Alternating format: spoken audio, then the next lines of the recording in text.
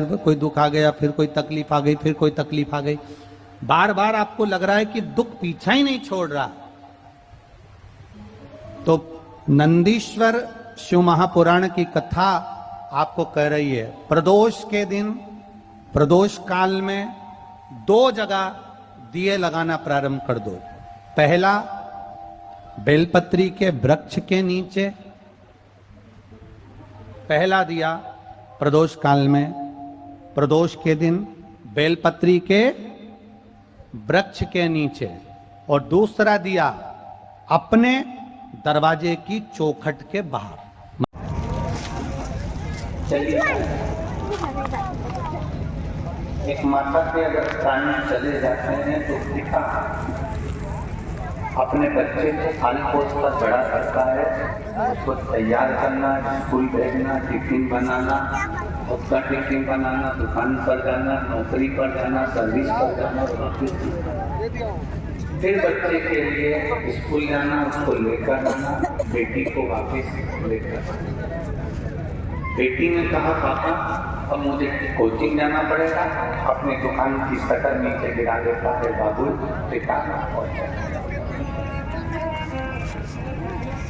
पापा आप मुझे ट्यूशन से लेने आ जाओगे, पिता अपनी दुकान की शटर नीचे गिराता है और अपनी बेटी को लेने।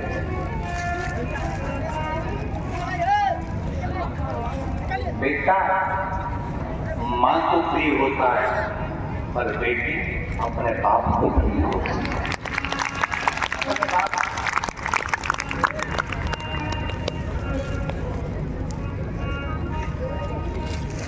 और जितनी शंकर के मंदिर में जा रही हैं, जितनी शिव जी के मंदिर में जा रही हैं, मेरी जीजियां जा रही हैं, मेरी बेटियां जा रही हैं, पुरुष भी जा रहे हैं, जेंट्स भी जा रहे हैं, भाई भी जा रहे हैं, मेरे बेटे भी जा रहे हैं।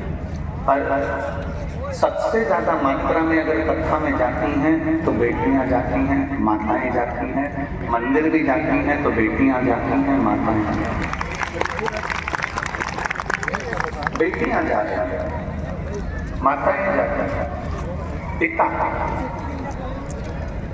वो शिव हमारा पिता, वो भगवान शंकर हमारा पिता, वो शिव हमारा पिता है। इसलिए वो अपनी बेटी का जब हाथ पकड़ लेता है, जल चढ़ाने वाले हाथ को जब हम आगे बढ़ाकर शंकर जी पे जल चढ़ाते हैं तो मेरा महादेव आपके हाथ को पकड़ लेता है। वो ये नहीं कहता कि तू मेरी उंगली पकड़, वो कहता है मैं तेरा हाथ पकड़ूंगा। तू मेरी उंगली पकड़ेगा, तू मेरा हाथ पकड़ेगा तो कहीं छूट सकता है, पर एक बार उस परम पिता ने अगर तेरा हाथ पकड़ लिया तो जिंदगी भर छूट नहीं।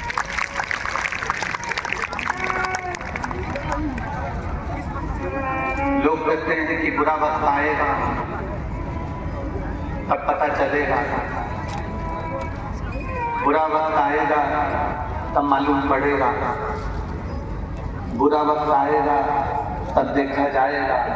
शिव महापुराण की कथा कहती है, जो शंकर भगवान पर 1 लोटा जल रोज चढ़ाता है, शिव मंदिर में बुआरी झाड़ू लगाता है, शंकर के मंदिर में सफाई करता है, बेलपत्र चढ़ाता है, या शिव मंदिर में दीप दान करता है, दिया जलाता है, या पूजन करता है, या भूलवश भी शंकर के मंदिर को प्रणाम करके निकल जाता है, उसकी जिंदगी में कभी बुरा वक्त आता है।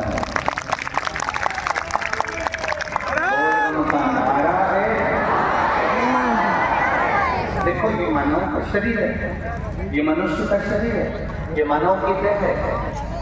जैसे आप हो वैसे सीहोर वाला महाराज है, और जैसा सीहोर वाला महाराज है वैसे संसार का हर आदमी, हर मनुष्य, हर पुरुष, हर स्त्री पूरी वैसे। कोई अलग से, कोई संत, कोई साधु, कोई गुरुजन, कोई अलग से नहीं टपकता महाराज। माता के गर्भ से उसने भी जन्म लिया होता। जैसे आपने माता के गर्भ से जन्म लिया वैसे हमने माता के गर्भ से जन्म लिया। जैसे आप बचपन में पाले पोसे गए, बड़े हो गए, वैसे हम भी पाले पोसे गए, बड़े हो गए। आप में और हमें कोई अंतर नहीं, आप और हम एक बराबर में, एक बराबर। आप और हमें कोई अंतर नहीं। आपका पेट दुखता है तो हमारा भी पेट दुखता है, आपका सिर दुखता है तो हमारा भी सिर दुखता है, आपका हाथ दुखता है तो हमारा भी हाथ दुखता है। और आपने पढ़ाई करी तो हमने भी पढ़ाई करी, आप भोजन करते हो हम भी भोजन करते हैं, आपने और हमें कोई अंतर नहीं। स्वास्थ्य सबका गड़बड़ होता है, सब बीमार होते हैं, सब ठीक होते हैं।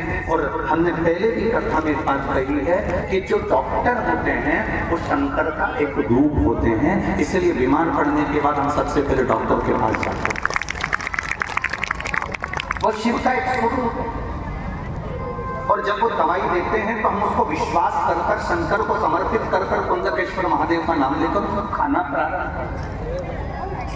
इस व्यासपीठ ने आज तक आप लोगों को ये नहीं कहा कि अब डॉक्टर के पास मत जाओ, डॉक्टर का इलाज मत कराओ, जांच मत कराओ, ये नहीं कराओ, वो मत, आज तक नहीं बोला। इस व्यासपीठ ने केवल एक बात बोली कि डॉक्टर के पास जाओ, जांच कराओ, रिपोर्टें देखो, दवाइयाँ लो, और दवाइयाँ तुम्हारे शरीर में नहीं लगे तो कुंडकेश्वर महादेव का नाम लेकर खाओ।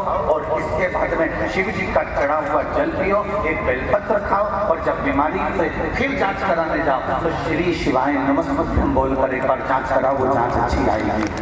हम विश्वास करें हमारे महादेव।